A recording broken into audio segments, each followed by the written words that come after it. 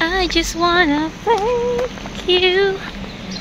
I just wanna thank you, Lord. Thank you, Lord. Wala lang. Narinig ko yung song pagkagising ko sa umaga. So, ayun. Nasa utak ko na siya ngayon. Eh, naisip ko, oo nga. Kailangan magpasalamat sa Diyos araw-araw. Dahil, ayun, gumising ka na naman. And ngayon, day off mo na naman. And, ang good news natin. Ilang buwan na ako dito, guys. Alam niyo ba? 7 months na lang. 7 months na lang. Nakadalawang taon na tayo. Ay, nako. Hindi ba good news yan? So, ayun. Day off nga natin today. Nagmamadali ako dahil may ka-meet up ako dyan sa bus station. Sasama lang ako sa birthdayhan. Libre kain na naman ang putik. Diskarte na naman, Inday. Ay, nako. Maulan nga ang araw natin today. Actually, kahapon malakas ang ulan. Ngayon, medyo tumila. Pero sobrang dilim pa rin. And malamig ang panahon dahil dyan. And 10 days na lang, guys. Lilipad na kami papunta ng Japan. Are you excited? Ako yung pinaka-excited. So, ayun. 10 days na lang. Tayo ay magja-Japan na. Tayo ay mamamasyal na sa Tokyo. At marami pa rin sa ating nang babash. Dahil, bakit daw ako nagbigay ng hati sa ticket? Eh, isasama ako ng amo ko. Ay, ayoko na magsagot sa ganun, guys.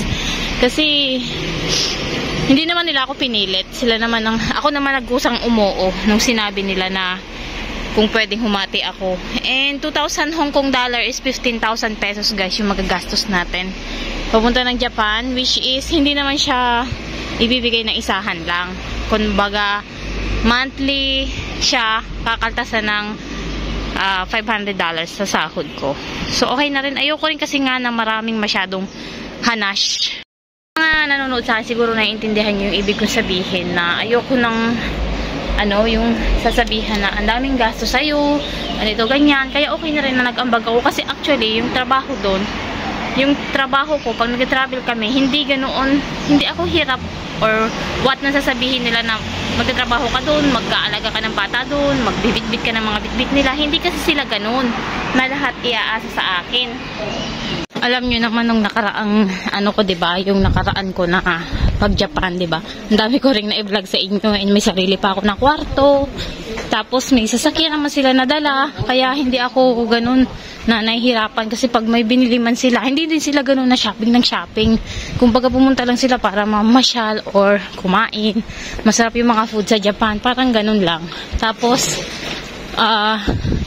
very helpful or gentleman or yung babae, yung lalaki, pareho silang tumutulong sa mga dinadala, sa mga binibili, sa bata. Tsaka may stroller naman. Basta, paano ko ba explain? Basta hindi naman ako ganun kahirap. Kaya okay lang sa akin na ganun. Pero, sabi ng agency, wag na daw akong pumayag sa susunod. Kumbaga, isang beses lang okay na yun. Wag na daw ako sa susunod na papayag ulit, na magastusan ulit ako. Kasi, dapat daw, hindi talaga. So, ayun, nakiusap lang naman sila kung okay lang. And ako naman, syempre, sa kagustuhan ko makapunta na Japan, napao naman ako agad. 'Di ba? Iniisip ko pag hindi ako umuo, hindi nila ako sasama. Sa ganun yung nasa isip ko. Pero next time, okay lang na kahit wag na ako sumama kasi napuntahan ko naman na siya. And ayoko nga na ganun, nasasabihan na ang laki ng ginastos namin sa'yo, ganito, ganyan, 'di ba? So, ayun, sana naintindihan nyo yung reason ko kung bakit pumayag ako. Salamat. Ay, lapit na ako, guys. Day off natin, makikipagkita nga ako doon sa kasama natin nung last day off ulit ng linggo. Pumunta kami ng Ferris wheel. Ngayon, sasama naman ako sa kanila ulit. So, ayun lang. Bye-bye. Minsan lang natin itong may ulam sa abroad, kaya sobrang sarap niya talaga. Nag-crave lang ako sa itlog, tsaka walang hotdog, kaya yung longganisa ang ginamit ko. Sobrang liliit nga. Ang cute. Tapos, yung Lucky Me na chicken, diba? Tapos, kulang na lang toyo. Bawal kasi dito toyo at maamoy. Ganito ka ba magluto? Inuuna yung seasoning, tapos saka ilalagay yung noodles. Tapos, sabayan pa ng kape. Perfect! Ang umagahan ni Inday, katabang, plus kanin. Ang yummy, diba? O, tara, kain muna tayo habang wala ang mga bossing. Saka lang naman ako nakakapagluto pag wala sila. Kadalasan siopaw cereal score ng umagahan namin ng alaga ko. Namiss ko lang talaga yung longganisa, lalo na yung buhay. Charot. Okay. Bye. Hindi mo makapagsalita kasi maka-copyright. Ikaw na mag-picture. Hi guys, welcome to my vlog. Sino lahat nyo may birthday mag-picture daw tayo? Ako, ito. Dapat. After nga namin pumunta ng birthdayhan, mga 3 o'clock, pumunta naman na kami ng Central at nakita nga namin itong si Statue Man ba to? Yung nagpapanggap na estatwa pero totoong tao. Napagtripan namin, sabi ko, itataas ko yung shirt niya kasi ang lamig-lamig. Hindi naman din siya gumalaw. Ayun, nakakatawa naman. Pero naawa din ako. Ang lamig-lamig kaya tapos ang lakas ng ulan dito. Ang galing niya, no? Pati mukha niya talaga napintahan niya. Parang same-same lahat ng kulay, pati damit niya, sombrero, kamay. Tapos maglalagay ka kung magkano doon sa harap. Hindi kami nakapaglagay. Nakipag-picture lang talaga. And then punta na kami doon sa aking restaurant. So ito, pinopromote ko ito guys sa aking Facebook account. Bale, ex-deal kami, may collaboration kami. So ipopromote ko sila, in return, libre ako ng food sa kanila. So today, ang aking i-flex sa aking vlog sa Facebook ay yung kanilang barbecue. Dati kasi yung manginasal na manok. Tapos ngayon, medyo isasama-sama ko daw yung mga customer. Sobrang daming ang tao. Kasi kaka-open lang nito pagpunta ko. Ang haba ng pila sa labas guys. Sobrang madami Pilipinong gustong kumain dito. Tapos ang socialty kasi ng restaurant nila. So ito yung food. May 1 rice tapos 2 barbecue. Sobrang laki pa ng mga barbecue. Ang tataba. Tapos parang ang tagal-tagal nilang binabo. Sobrang malasa talaga nanonood yung lasa niya. Ang sarap. Grabe. Kaya ayun, let's eat muna. Ayan yung mga ina-upload ko guys sa Facebook ngayon. Nagiging ano na rin ako. Promoter na rin ako. Wow naman. Commercial model. Ano daw? Ano bang tawag doon? Yung mga nag-ano ng product. Ano bang tawag doon? Yung mga nasa commercial. Hindi, ikaw na. Sige, iyabang mo na naman yan. Dami mong basher sa Facebook. Ganun talaga, hindi na mawawala yung kailangan na nating masanay. Pasensya na kayo ang ingay-ingay. Nasa bus kasi ako ngayon habang nagvo-voice over. Bale, itong ang restaurant na to, Pilipino yung may-ari. Half Pakistan naman yung mga anak. Pero yung babae, pure na Pilipino. Before ako umuwi, ayan, nag-chat yung aking nag-chat yung aking kasama sa, ano bang tawag ito, kapitbahay. Ayan, nasa Central din pala siya. So, nagsabay na kami pa uwi and dinner time. Hati kami dito, malaki siya. Malaki namang bowl. And worth $68 siya guys. With isang tsao, diba? Sobrang pagtitipid yan. $34 lang kami. Actually, wala naman akong gastos maghapon. Ito lang. Kasi diba, promote tayo ng restaurant kanina. Ayun, kain muna. Sakto ito sa malamig na panahon. Kain! Galing yan maghugas eh. Ba't naghuhugas ka na ngayon? Ang sipag-sipag mo naman yata ngayon. Ha? Parang gusto mo na naman pumunta sa Quinceañera ah.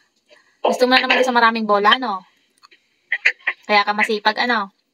Ila? Dahan, baka mabasag.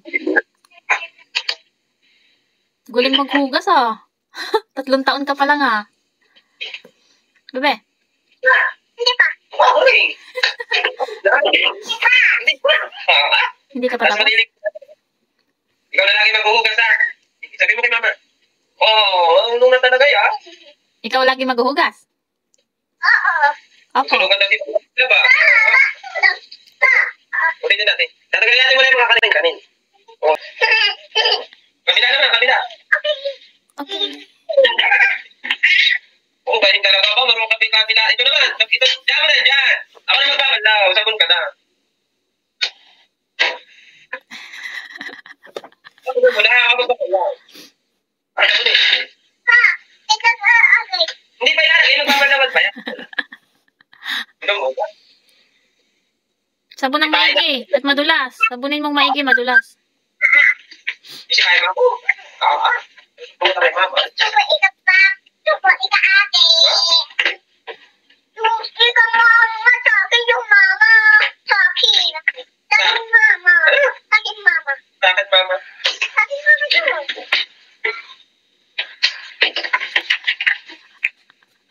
ba't gusto mo maghugas? Ha? Ano naman? Ella, ba't gusto mo maghugas? Makalang sa kutsara. Ba? Tanggalin mo yung sabon. Dami pang sabon eh. Dapat wala nang sabon yung kutsara. Wala ko naman eh. Let's go. Ako naman. Bigay mo sa akin. Ibigay mo sa akin.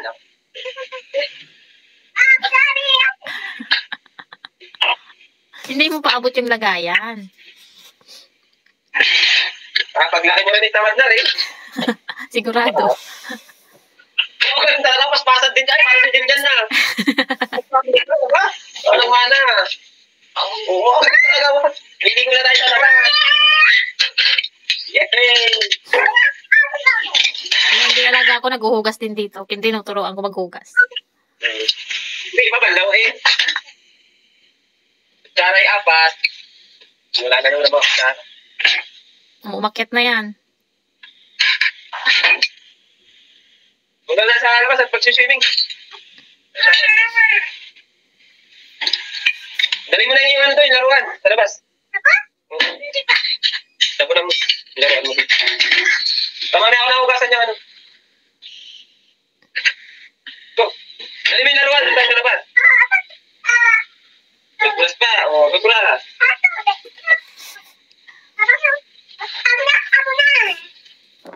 Kunti lang ha.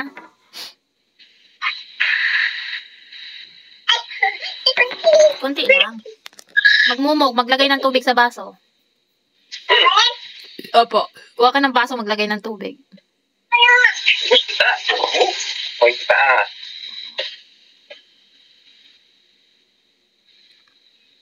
Galing magturo siya. Oo. Mumog nilalagay sa loob. Mag-toothbrush maigi. Ay! Nilalagay sa loob ng baso. Yung sa lababo mo ilagay. Tapos ilalagay sa bibig. Ew. Hindi ka naman nag-toothbrush maigi. Tutugas na yan. Padal ba na yan?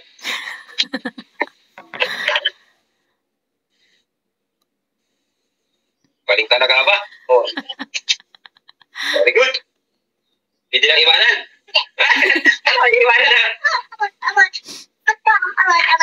Ano ko pwede na? Basag-basa na yan ah. Hindi ko. Ma! Asawa na! Ma! Pero ligo na tayo sa labas.